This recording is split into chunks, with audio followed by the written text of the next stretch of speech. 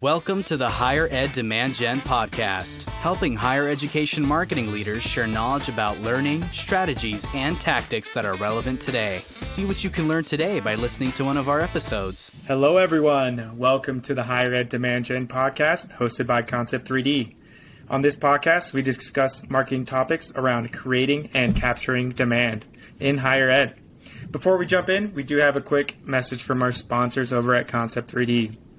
Concept 3D's purpose is to foster communications and connections through technology, elevating the way businesses connect with their community by leveraging the power of events and location. If your school needs an updated interactive map, virtual tour, or a centralized events calendar, please reach out to concept3d.com. Thank you so much.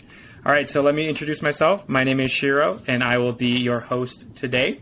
And today I'm super excited to have our guest speaker, Robert Andrews, join us.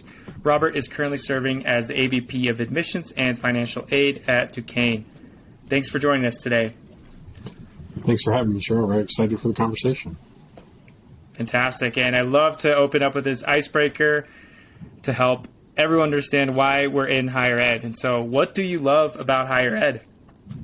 Sure. I think it's kind of twofold for me, right? There's the wanting to help people. I think education was really impactful in my life and helping me kind of move from where my first generation student. So having a little different trajectory of my life than my parents had. And so there's that part, which is, I feel like I need to give back. I want to be a part of this and transforming other people's lives, whether they're first generation or fulfilling the fifth generation of their family to go to college or university. I think that's really satisfying and drives me on a daily basis. And I just naturally, I love learning things. And so what better place than to be surrounded by a lot of people that are much smarter than you, that are usually more than willing to tell you something new and teach you things. So I get that opportunity on a daily basis to be around young people who teach me so much when they're coming and looking at the school. But then my colleagues and friends around campus are, it's every day I get to learn something new, whether I want to or not. And I think it fills me up each day. It kind of satisfies multiple parts of my life. So it's a fun thing to be able to come into each day and be a part of. That's amazing. Thank you so much for sharing that. And I know just with your LinkedIn history, like you've been lifelong in higher ed. So I think it shows on your career path as well. I spent a couple years outside of it and desperately wanted to get back into it. It was, I think I needed the break to be like, okay, I know exactly what I want to do and I want to get back in and do this. Got it. It's kind of like leaving on a trip and wanting to go back home. Yep. Gotcha. Great. Well, before we jump in, I'd love to hear a little bit history about Duquesne, as a university. What are its values and what makes it unique? Because I think that'll help kind of set the stage for what we're going to talk about afterwards. Sure. So Duquesne University, I think for me, we really strive to live our mission on a daily basis. I think you can walk around our campus and everyone knows it. President Gormley does a tremendous job of reiterating that every opportunity he gets with us on campus, with new people who are visiting or off campus. We are a Puritan university, the only one in the United States. So it's a part of the Catholic Church, but it's an incredibly ecumenical community. We were founded here in Pittsburgh, right in the downtown area, to serve immigrant families who didn't have an opportunity to have their children educated. So our whole basis for creation was to serve those who were not getting that opportunity traditionally. And so that permeates out through our mission as an institution. We serve God by serving others so they can go out and serve the world. So that right, for people that are very religious, they can obviously tie directly into that. But for someone that maybe that's not a priority in their lives or not a part of their lives, they still see the value in serving others so that they can go out and positively impact the world. So that's how we started off as a professional school. We grew very quickly in the downtown area, and as Pittsburgh grew as a tremendous city, in industries at that time, obviously steel and coal, very industrial, we continued to grow in that proliferation of the professional studies, whether it's a business school in the health sciences, the natural and environmental sciences, nursing and pharmacy, music, education. So we're a medium-sized institution, just a little under 10,000 students, undergraduate and graduate. But we place a lot of emphasis on educating students, but also preparing them through that education and our proximity to be able to go out and impact the world professionally and personally. And I think we're so very uniquely situated physically that it allows us to maybe a little more easily live out that mission as an institution. And, I love that you can repeat back the values and what Duquesne stands for so easily. It really shows that, you have a strong message, you have a unique selling point, and, I think that's something a lot of schools need in the industry right now. And I know from our previous introduction and our conversation, you have kind of a very strong view on like what's going on in higher ed right now. And there's a little bit of a crisis going on right now, right? And I'd love for you to explain kind of just more your thought leadership on what you believe is going on right now in higher ed today. Sure. So I'll keep it brief, and it could go on for a while. But I think we are in a crisis, and I think we're in a number of different crises, right? So it's the view of higher education and its utility to the students that come here and the alumni that have come here or will grace our doors and leave into the world. But also, I think just broadly how society views higher education. So I think the crisis itself, right, is that around the Great Recession, it was the constant conversation of the commoditization of higher education. And I think we have, as institutions and as an industry, struggled with the fact that we are, frankly, I think we are now a commodity. Like it's not in the process of, it has become one. And how do we stay true to the educational mission of our institution and deliver an education that is not explicitly a good? It is actually, it's a service, but it is something that we have to engage with our students and our families with and our communities so that people can understand what it is we're trying to provide our students and what that's going to help benefit our students and help benefit the world in kind of in a greater perspective once they leave our campus, but while they're on our campus, right? There's an expectation of engagement that our students want from us, whether it's internships and practicums and co-ops and other programs like that, or just while they're on campus, they are not going to be explicitly a student studying biology. I am a biology student, but I'm also an entrepreneur, and I started this business, and I've got 4 side hustles, and how are you going to help me continue that while making me the best possible biologist and prepare me for graduate school or to go off into the working world? And so I think we've struggled as an industry, and I see it every day, here and externally. I think it's a natural struggle, but I think calling it a commodity and helping people understand we have to market higher education to students, whether we want to or not, that doesn't and shouldn't be perceived as cheapening the value of the education or what we are rooted in. The very reality is people are doing it. And so if we're not really focusing on what it is we are as an industry and what we stand for as institutions, then the message is going to be lost. I don't think we have that same reciprocal value that because 3 generations of a family came here, it doesn't mean that the 4th generation is going to see the same inherent value that the previous ones did. And to not feel like we have to clearly articulate and kind of put a fine edge on what it is we will or won't provide to a student or their family in this experience is a crisis that I think we all face at our own institutions and then more broadly in some of the organizations that help articulate the value of education on a more national scale. So, yeah, I like I said, I could go on for quite a bit. I'll try to spare everyone this time and ears. That was great. Well, we talked about an issue in your vision right now, and I'd love to kind of tie the dot to what are some of the successes Duquesne has seen in the 10 years past, and how you told me there was a resurgence in applications. I'd love for you to explain what's been going on at Duquesne and kind of tie the dot to the crisis that's going on right now. Sure. So, I'm still fairly new here to Duquesne, so some of these things were obviously put in place long before I got here onto campus. But, it comes from the top. So our president, President Gormley, our provost, Dr. David Dowsey, they have taken the incredible foundation that Duquesne had, and as the market has gotten more competitive, they have really focused our efforts as an institution on how are we delivering on our mission and how are we making sure our curriculum does what we say it'll do, and how we will prepare students for that life after campus here to be able to go back and be more impactful. So, right, whether it's we are in the phases now in the pre-accreditation process of launching our own College of Osteopathic Medicine, which is wed directly to our mission as an institution, right? Our goal with the College of Osteopathic Medicine and why it's so important for us to be able to become accredited and have this in the next couple of years is because the whole focus is to be able to provide doctors to serve communities that are underserved. And so that is the explicit reason for that College of Osteopathic Medicine and why we're so excited for it to come online and why we're working so hard to make sure all of our T's are crossed and I's are dotted.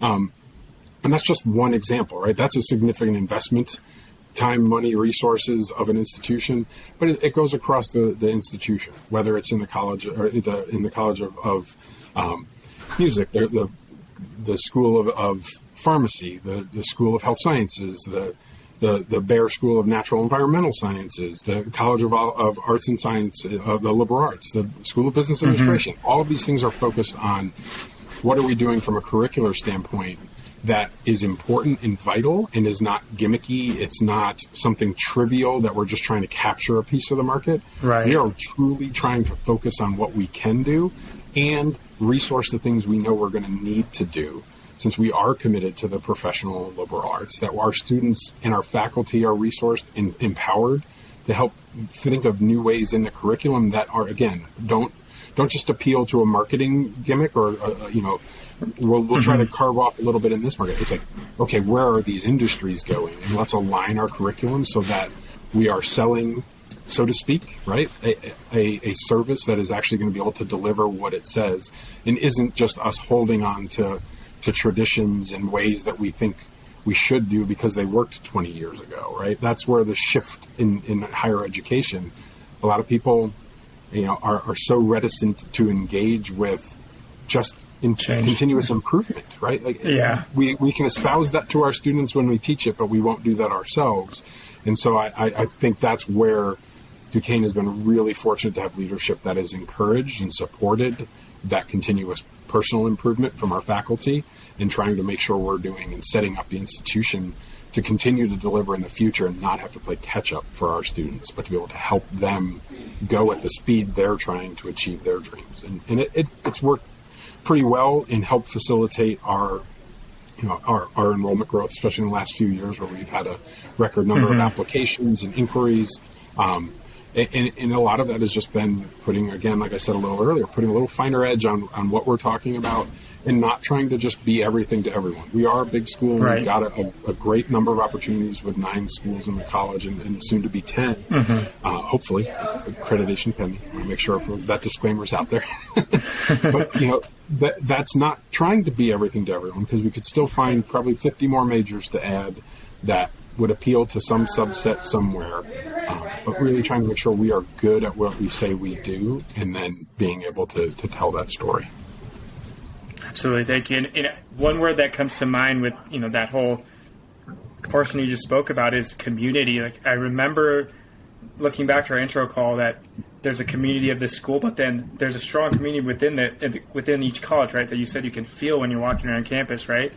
And I feel like your messaging from what you're starting up from the top down, the values, is really permeating through into campus as well. Could you go into a little more detail about that as well? Yeah, so I think, like I said earlier, a little bit, our physical proximity benefits us in a lot of ways on when it comes to the engagement with the community. But we also sit in a very interesting physical place as a campus. We're almost a perfect rectangle. We're right in the middle of the city, but we sit, I don't know the exact geometric number. It's got to be about 150, 200 feet up. We're on a bluff, right smack in the middle of a downtown big commercial, surrounded by Fortune 500 companies, nestled along the river, one of the 3 rivers here in Pittsburgh, and the Hill District, which is such a vibrant community right next to us. And so there's some forced continuity that we are physically located in what is a sprawling city, but you have to go down a hill to get in to go off our campus. So whether you're in Rockwell Hall at the business school or you're you're in the Mary Pappard School of Music. It just naturally creates this like physical cohesion. And while it's really large in its scope, it's not large in physical footprint. So it causes, it doesn't, not necessarily cause, it lends itself to us being kind of omnipresent with each other. Even if you're in the business school or you're in the Wrangell School of Health Sciences, you're always crossing with each other. You don't get an opportunity to isolate, even though you do get to go specialize in your building. Right. But at the same time, you want to go eat, you have to like walk by this other group. So there's always this kind of ebb and flow of a mingling group of students that are in wildly disparate academic disciplines, but they're all sitting at Chick-fil-A on campus or waiting in line at Starbucks or in the dining hall together. Like they're always near each other.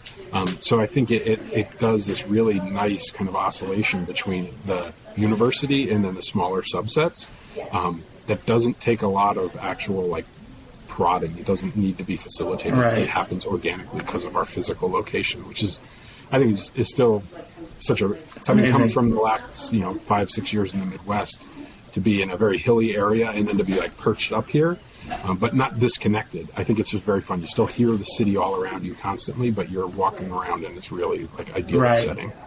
I remember you told me this on our first call, and castle is the wrong word because castle isolates itself from its surroundings, and which is not what Duquesne does, but the elevated campus was just like, wow, you guys sit in a castle above Pittsburgh or along with Pittsburgh. I think it actually has the inverse reaction here, maybe because it's been so intentional to not do that as a campus, but also because of this like slight perch, we get to see everything. We realize, it's not just our walls. We're not just confined to us. Like I'm looking right through that window, I'm looking to the south side. I can see all the homes and the communities right across the river from me, 5 minutes away.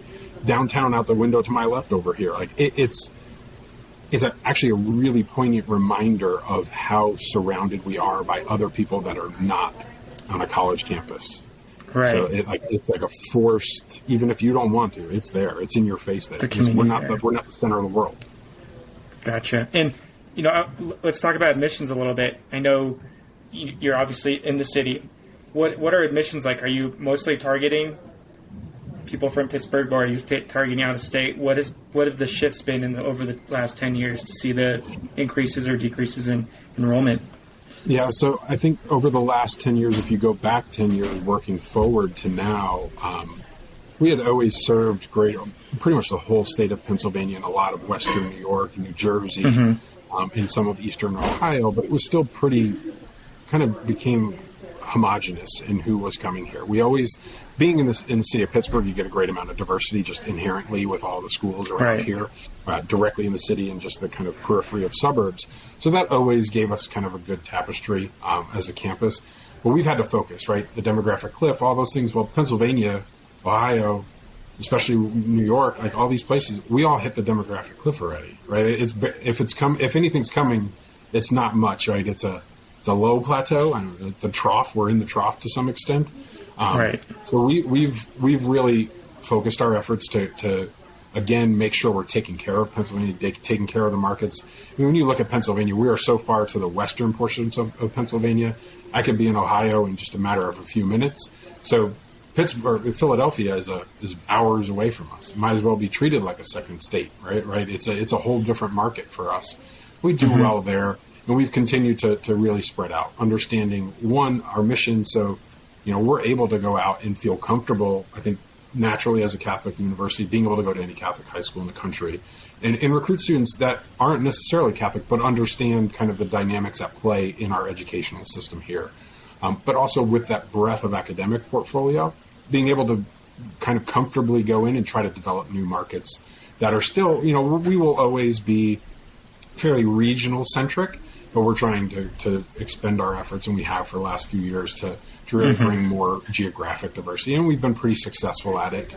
But that's also, I think, part and parcel to the diversification of Pittsburgh, in that our industries have shifted so greatly from being a heavy industrial city to now, our largest employers and industries are biotechnology and finance and pharmacy and the sciences and tech, that we are also, we're seeing families move into this area.